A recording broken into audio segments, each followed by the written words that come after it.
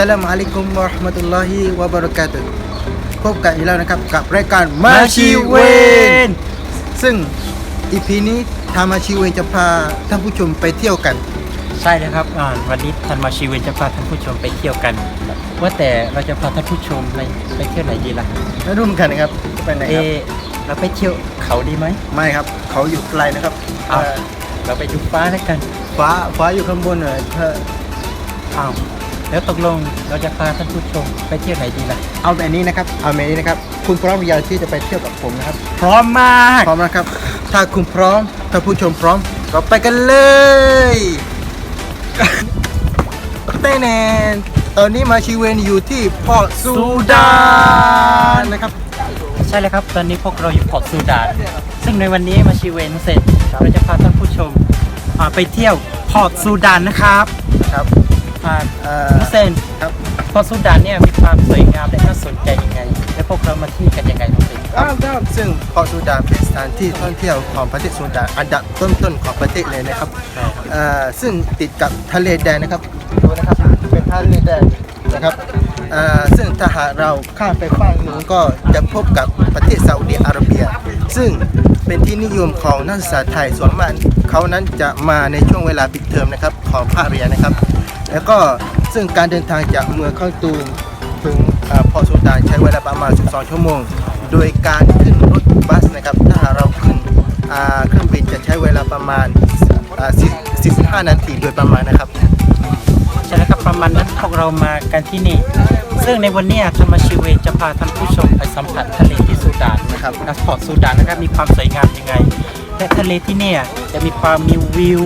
แล้วก็มีปะการังที่มีความอุดมสมบูรณ์และก็สวยงามขนาดไหนและจะมีปลาสวยงามให้เราได้สัมผัสอย่างใกล้ชิดไหมไปชมกันเลย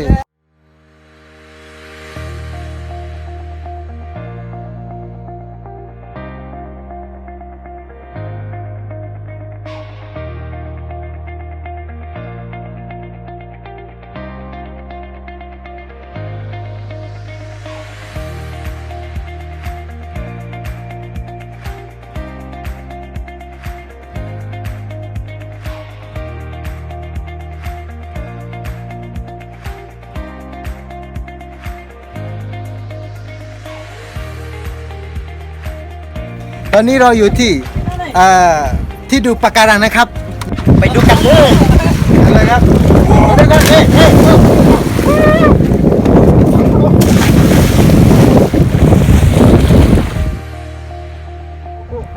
ตอนนี้เรากำลังอยู่ดูปะการังอยู่ครับแล้วก็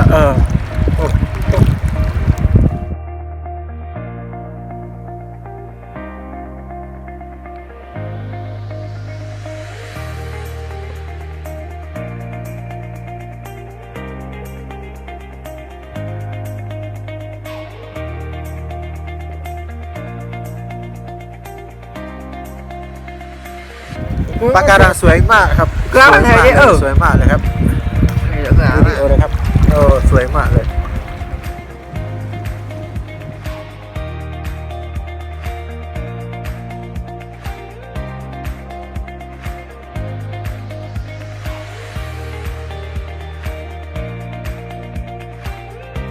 เป็นไงบ้างครับกับ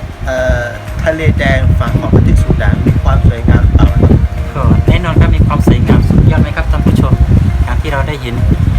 มีความสวยงามมากซึ่งที่พอร์ตซูดานเนี่ยไม่ได้มีแค่เฉพาะทะเลที่สวยงามวิวที่สวยน้ำใสแต่มันจะมีอะไรอีกนั่นเราไปติดตามพร้อมๆกันเลย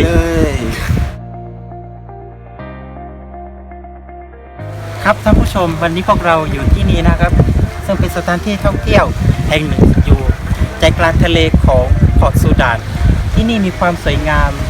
ยังไงบ้างครับท่านผู้ชมก็คือการไปชมปลา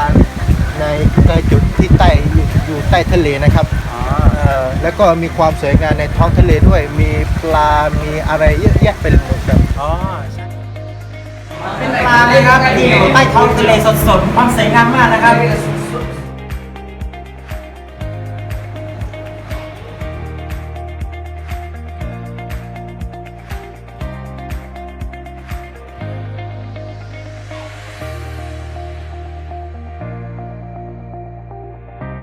บไปแล้วนะครับสำหรับ2สถานที่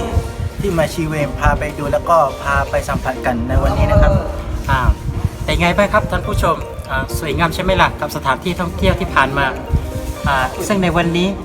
ทางมาชีเวนจะพาเพื่อนๆมารู้จักกับสถานที่ท่องเที่ยวอีกที่หนึ่งที่มีความสวยงามและก็น่าสนใจซึ่งที่มีชื่อว่ากีโลครับกีโลเป็นสถานที่ท่องเที่ยวที่มีชายหาดสวยงามมีน้ำสีฟ้าใสๆมีผู้คนมากมายมาพักผ่อนแล้วสำหรับใครที่มาเยือนเกาะซูดานไม่ควรพลาดเลยสถานที่ท่องเที่ยวแห่งนี้แล้ววันนี้พวกเราจะมาทำอะไรบ้างครับเสร็จในวันนี้เราจะมาปิ้งย่างแล้วก็มาว่ายน้ำกันนะครับและตอนนี้เราจะพาท่านผู้ชมไปปิ้งย่างกันนะครับ